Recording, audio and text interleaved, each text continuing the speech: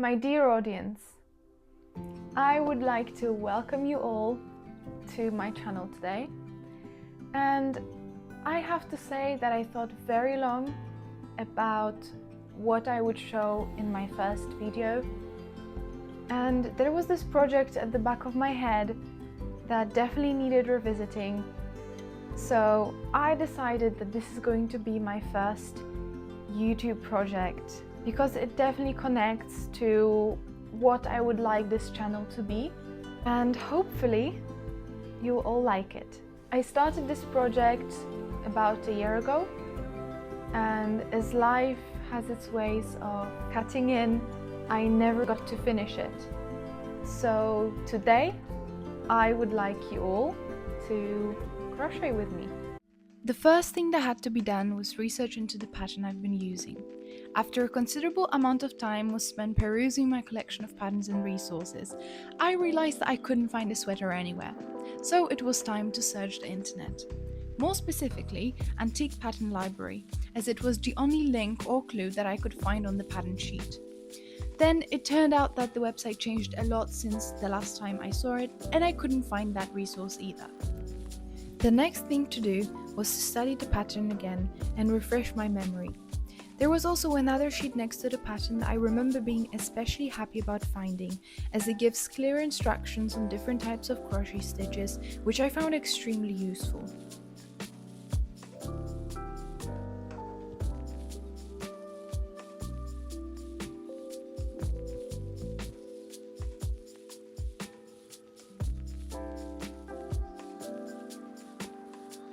Going back to the pattern, I looked at the materials, and I have to say that I definitely didn't use the materials that the pattern required.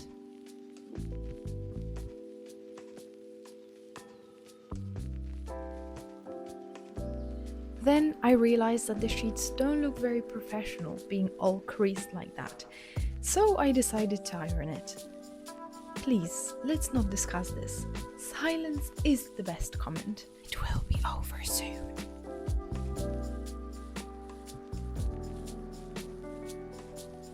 As I was saying, I already started this project a year ago, and here it is, what I've done so far. It's not much, but you can already see the texture that it's supposed to have, that it's also on the picture here. It's kind of ribbed, nice texture. But when it comes to the materials, it does say to use pink lady wool, which I don't really know what that is. I'm not sure what the thickness was because, well, it didn't exactly give that information in the book. So I used the yarn that I already had, and I really like it. I think it's made from some recycled material as well, with some wool added. I really like the colors. It's kind of wintry vibe, I would say. And then when it comes to the crochet hook here, I am pretty sure I used one that is definitely too big for this, because it's, as you can see, you cannot see now, 5.5 millimeters. So this will probably end up being much bigger than I thought and than it should be, but I think that will make it even more comfy. So let's see. As I counted my rows, I figured out that I ended on the 10th row, which means there's still quite a lot to go. I only started the sleeve, and this whole piece of work, as I can see from the picture and from the instructions, is done in one go, except for the cuffs that will be sewn in and the edge that's added afterwards. What the instructions tell me is that the 10th row is same as 2nd row, for which instructions are here, but the 11th row has one treble in first stitch, one treble in each stitch, then 2 trebles in last stitch in row. This will increase 1 stitch on each end of row. Repeat 10th and 11th rows alternately until there are 31 rows, about 10.5 inches from start. After analyzing the method, there was no time to waste and the making began. It was going a bit slow at the beginning because I had to get used to using the hook again, and after a long time it kind of feels like you need to learn it a bit again. But the whole making process was quite long and boring, so I just increased the speed for you.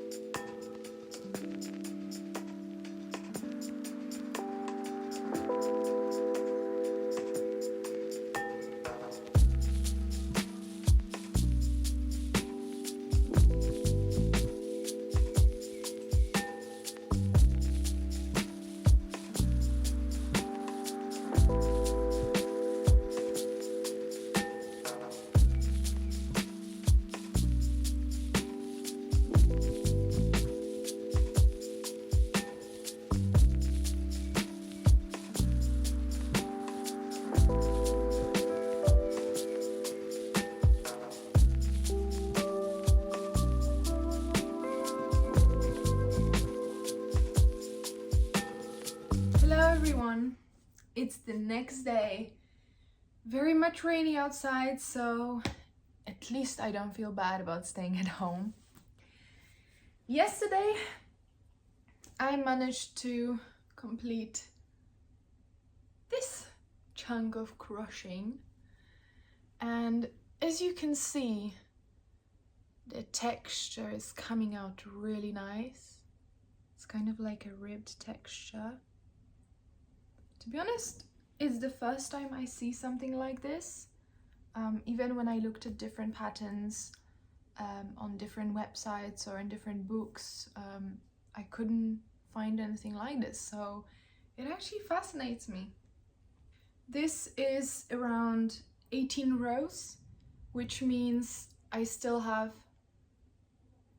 actually it might be more than that. I think I did at least one more yesterday before I went to bed. So I think it's around 19 rows, which means I still have 12 to go to complete the sleeve. Then I have to do the back and then another sleeve. The cuff, well, the cuffs and the edges are done separately. So the whole sweater is one piece except for the cuffs and edges.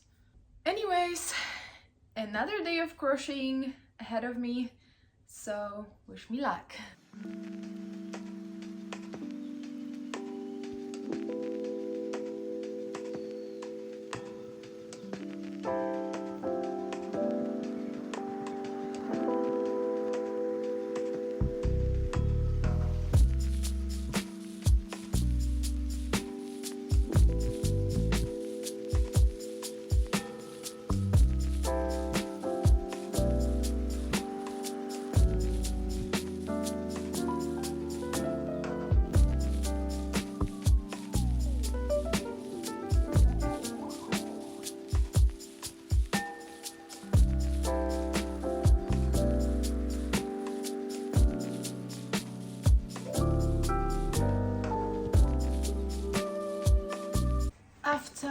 crocheting for the whole day, well, half a day.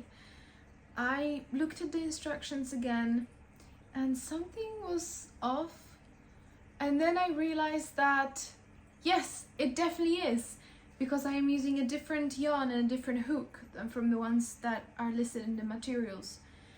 So it says that the sleeve part should be about 10.5 inches, which is 31 rows.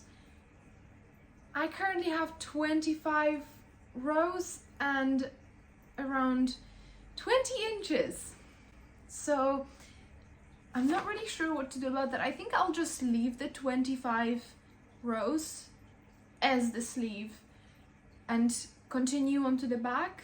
And then I will do another sleeve that will be 25 rows, because making more rows would just mean that the sleeve could be too long. But at the same time, I want it to be a bit oversized. I mean, it will already be oversized because of the yarn hook that I'm using. But I think if I look at this, 10 inches for a sleeve, which is actually 8 inches sewn sleeve, and it's only this much, well, this much, that will be the sewn up sleeve itself. So I think it would be a good decision to leave those 25 rows and continue onto the back and then replicate that on the other side.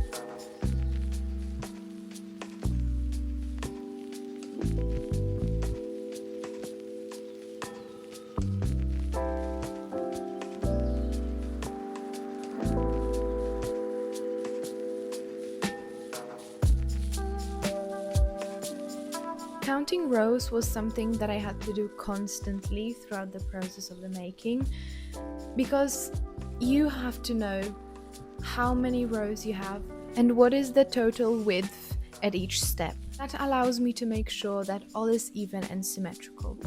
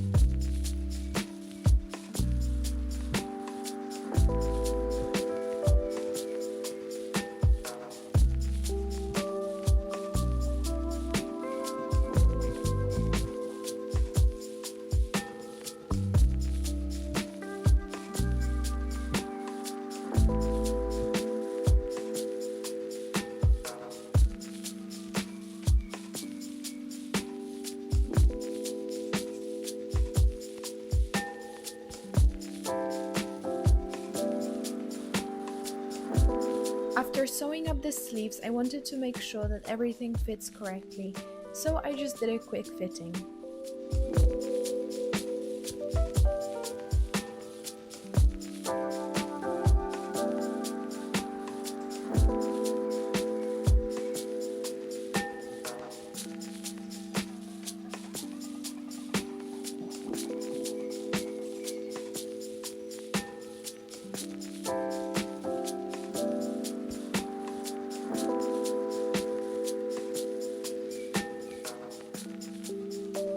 And then onto the making again. It was time to make the cuffs.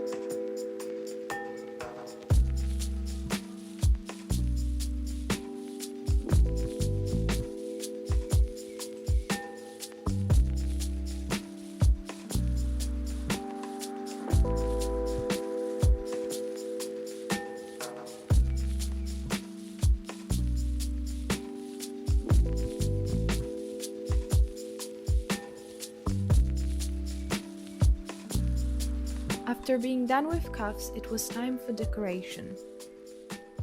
I tried to make it according to the instructions, but it turned out quite wonky and I didn't like how it looked. So I just looked at the stitches that I had on the other sheet and I chose one that was called mesh. I decided to choose that one because I knew that it would allow me to insert the ribbon, which I really wanted to include.